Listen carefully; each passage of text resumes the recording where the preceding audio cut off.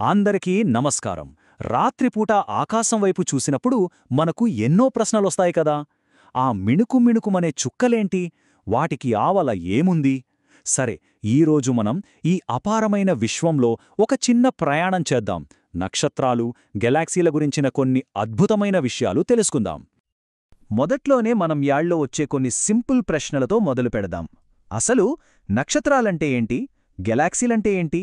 ఈ రెండిటికీ ఏమైనా సంబంధముందా?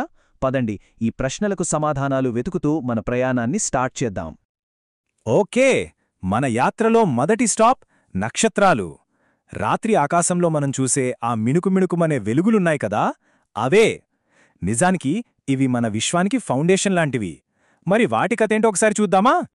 సైన్స్ ప్రకారం చెప్పాలంటే నక్షత్రం అంటే మరేం లేదు, అదొక పెద్ద గ్యాస్ బాల్ అన్నమాట. వేడి వాయువులతో నిండిన ఒక పెద్ద గోళం. దాని మధ్యలో జరిగే కొన్ని రియాక్షన్స్ వల్ల విపరీతమైన కాంతి, వేడి బయటకొస్తాయి. మనం ఆకాశంలో చూసే ప్రతి మెరుపు వెనుక ఉన్న కథ ఇదే. ఇక్కడో ఆశ్చర్యకరమైన విషయమేంటంటే, మన సూర్యుడు, అవును, మనకు రోజూ వెలుతురునిచ్చే మన సూర్యుడు కూడా ఒక నక్షత్రమే. మరది ఎందుకంత పెద్దగా కనిపిస్తుంది? సింపుల్, ఎందుకంటే అది మనకు చాలా దగ్గరగా ఉంది. మిగతా నక్షత్రాలన్నీ కొన్ని లక్షల కోట్ల కిలోమీటర్ల దూరంలో ఉన్నాయి. అందుకే అవి చిన్న చుక్కల్లా కనిపిస్తాయి. ఇంకో ఇంట్రెస్టింగ్ విషయం ఏంటంటే, మనలాగే నక్షత్రాలకు కూడా ఒక లైఫ్ సైకిల్ ఉంటుందన్నమాట. అవును, అవి కూడా పుడతాయి, జీవిస్తాయి, చివరికి అంతమైపోతాయి. వాటి లైఫ్ జర్నీ ఎలా ఉంటుందో తెలుసుకోవాలని లేదా? చూద్దాం పదండి. చూడండి, ప్రతి నక్షత్రం నెబ్యులా అనే ఒక పెద్ద దుమ్ము, ధూళి మేఘం నుంచి పుడుతుంది. తర్వాత కొన్ని కోట్ల సంవత్సరాల పాటు ప్రకాశిస్తూ కాంతిని, వేడిని ఇస్తుంది. ఫైనల్గా దానిలో ఉన్న ఫ్యూయల్ అంతా అయిపోయాక దాని జీవితం ముగుస్తుంది. అంటే మనం ఆకాశంలో చూస్తున్న ప్రతి నక్షత్రం ఈ లైఫ్ సైకిల్లో ఏదో ఒక స్టేజ్లో ఉందన్నమాట. సరే, ఇప్పుడుదాకా ఒక సింగిల్ నక్షత్రం కథ చూశాం. ఇప్పుడు కెమెరాను కొంచెం జూమౌట్ చేద్దాం.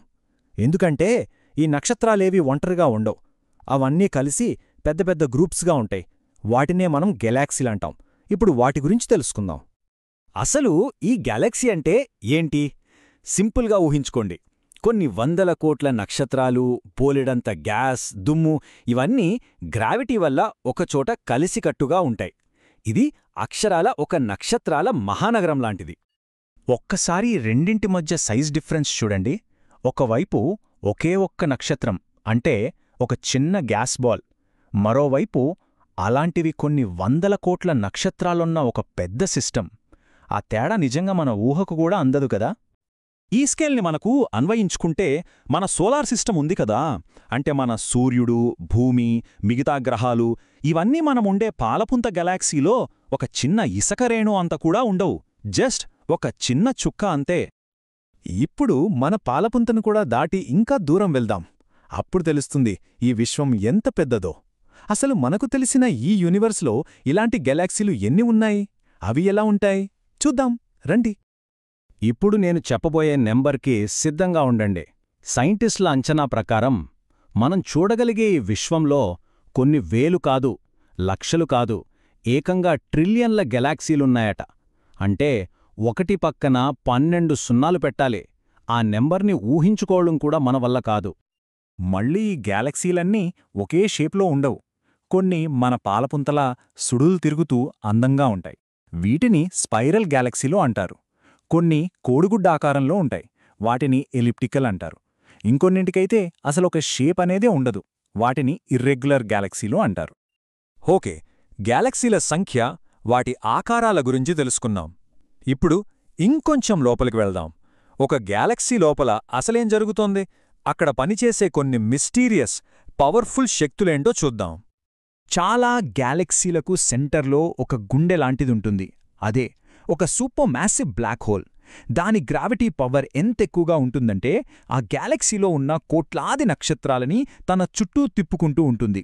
సింపుల్గా చెప్పాలంటే ఆ గ్యాలక్సీ అంతా చెలాచెదురు కాకుండా పట్టి ఉంచే ఒక ఇన్విజిబుల్ యాంకర్ అన్నమాట. ఇక్కడే ఇంకో పెద్ద మిస్టరీ ఉంది. అదే డార్క్ మ్యాటర్. ఇది మన కంటికి కనిపించని ఒక పదార్థం. కానీ సైంటిస్టులేమంటున్నారంటే దీని గ్రావిటీ ప్రభావం వల్లే గెలాక్సీలు ఇప్పుడున్న విధంగా కదులుతున్నాయని వాళ్లు బలంగా నమ్ముతున్నారు. దాని గురించిన పరిశోధనలు ఇంకా జరుగుతూనే ఉన్నాయి. అసలు విషయమేంటంటే ఈ విశ్వం గురించి మనకు తెలిసింది చాలా తక్కువ. ప్రతిరోజూ స్పేస్ నుంచి ఏదో ఒక కొత్త విషయం మనకు తెలుస్తూనే ఉంటుంది. ఎన్నో కొత్త రహస్యాలు బయటపడుతూనే ఉంటాయి. సో మన నాలెడ్జ్ ఎప్పుడూ అప్డేట్ అవుతూనే ఉంటుంది. సరే, చివరగా ఒక ప్రశ్న. మనం ఇప్పటిదాకా చెప్పుకున్న ఈ కోట్లాది నక్షత్రాలు, ట్రిలియన్ల గ్యాలాక్సీలు, వీటన్నింటికీ ఆవలేముంది? ఈ అంతులేని విశ్వానికి అసలొక అంచనేదుందా? ఈ ఆలోచనతోనే ఈరోజు ముగిద్దాం. ఎందుకంటే విశ్వం గురించి తెలుసుకోవాలన్న మన ప్రయాణం ఎప్పటికీ ఆగదు. ఈ అద్భుతం అంతులేనిది.